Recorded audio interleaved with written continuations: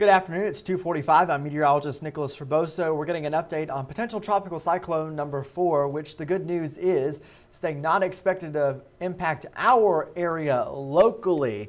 That is a good thing. However, we are looking at impacts for the Florida Peninsula, and we will be keeping an eye on that, of course, giving you a full update on those impacts as well as our local forecast. We are still talking about some heat there.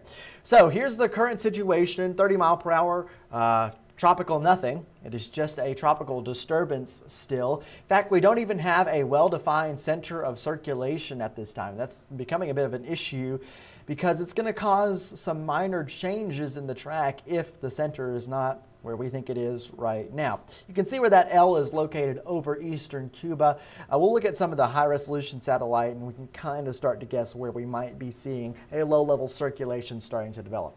But it is organizing at this time. The timing makes it to where by Saturday morning it is exiting into the Florida Straits. By Saturday evening, it's into the Gulf of Mexico near southern Florida there. So we have some time before this gets to that point. At that point, we might be looking at a depression or a storm. So let's get to it. We're going to go to big picture first with the water vapor imagery.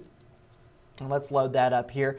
There you can see the green areas over Cuba. Those are all of those thunderstorms. It's moisture located over Cuba associated with this tropical wave. Once again, it is not a depression, not a storm yet.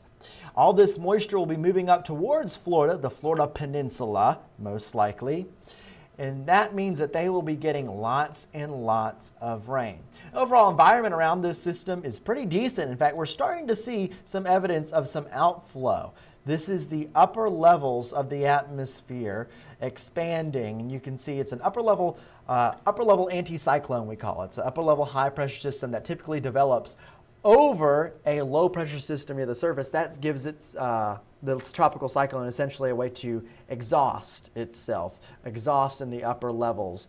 And you'll see some of those cirrus outflows around the storm. It's a really cool thing to look at, and that just indicates that the environment around this storm is pretty decent.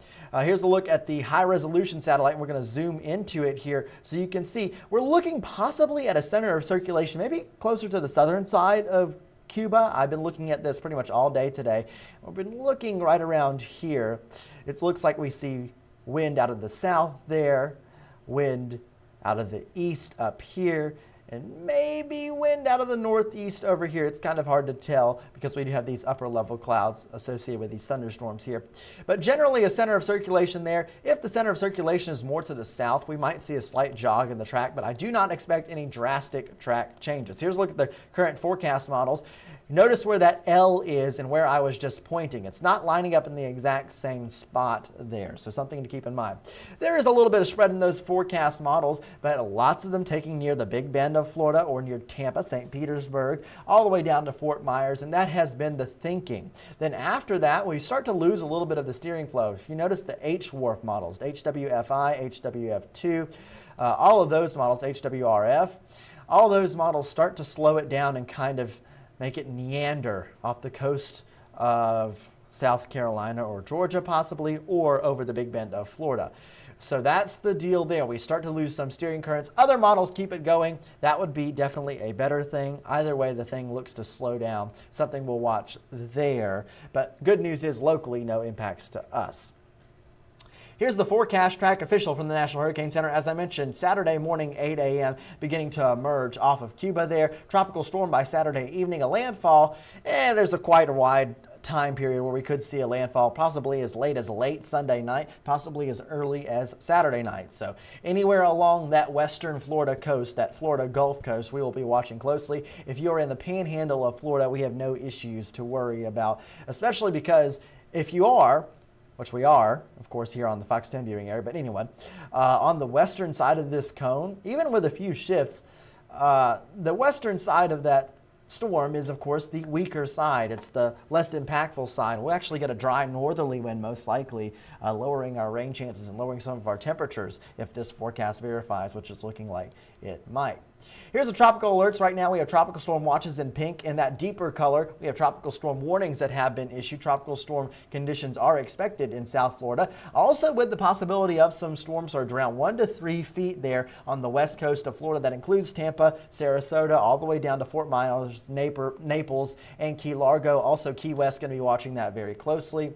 That's just because of the trajectory of the storm there. All that water will be pushed off onto the shore there based on the wind direction. We'll see that more in the forecast models here. What about rainfall? A lot of it. Look at 7 inches over Tampa there. Some of these numbers could be higher. This is the Weather Prediction Center's forecast, but long story short, over the peninsula, we're going to see high rainfall totals. Notice over our area here in Mobile, little to nothing. We are on the dry side. Once again, no major local impacts at all, if anything. Here's that futurecast model that I was talking about, and you can see the spin of the storm as it tries to get its act together there, and then moves kind of offshore there of Naples and Fort Myers. There's some kind of circulation center developing. You see that ring there in the isobars. Still generally disorganized. The strength of the storm keeps it only around a tropical storm, tropical depression strength. If it becomes a tropical storm, its name would be Debbie.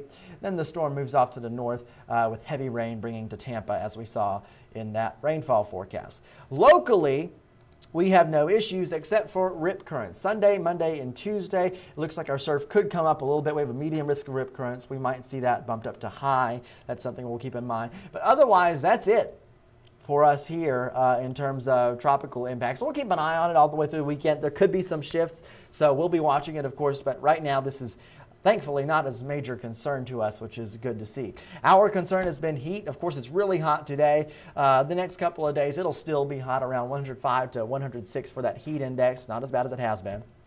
Heat advisory continues for the rest of the day. If you have evening plans, make sure you're staying cool out there. 108 to 112 degrees for that heat index over the next few hours.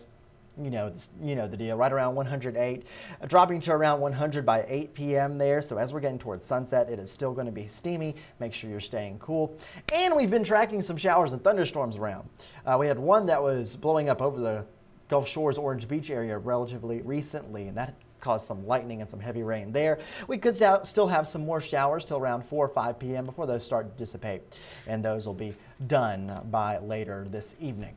Here's your 7-day outlook. Chance of rain today only around 20 to 30% for a good chunk of the area, but we are seeing some showers and storms. Bump it to around 50% for Saturday and Sunday, then things start to calm down, and thankfully that temperature does pull back just a little bit. 95, 94, 92 degrees there by Monday. Jason Smith is in. He's going to be giving you an update on the forecast at the 3, 4, 5, 9, and 10, and then I will be in all weekend giving you your updates there as we track what could be Tropical Storm Debbie. At least now it's potential tropical cyclone number 4, and the impacts to the Florida peninsula and any other impacts that we see we'll be keeping an eye on, and any changes in the track we'll be keeping an eye on all through the weekend. So we thank you for joining us for this short edition of Next Weather. If you want more, be sure to tune in to Fox 10 Live, which is coming up very, very soon. So we'll see you then. We thank you so much for joining us. I'm meteorologist Nicholas Herboso.